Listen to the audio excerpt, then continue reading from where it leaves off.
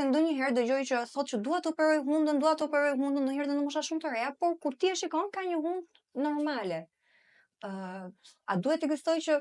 mjeku për shembull ta këshilloj që para se ti të shkosh te kirurgu plastik ose para se ti nënshtrosh një procedurë të tillë, të bësh një konsultë me një mjek psikolog apo me një psikolog apo mjek psikiatër në këtë rast? Është shumë e rëndësishme që të kemi një bashkëpunim, patjetër, domethënë që ta pacient do ishte mirë që të ishin të filtruar një herë nga psikologu apo nga mjeku psikiatër për problematika të shëndetit mendor. Por në vetvete mjeku është dhe psikolog. Pra, eksperienca të bën që ti je dhe psikolog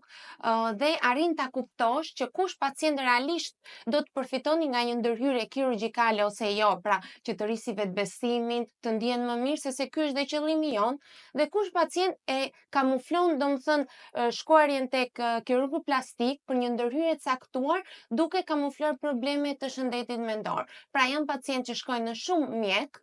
duke kërkuar procedura të ndryshme, ndonjëherë të parealizueshme,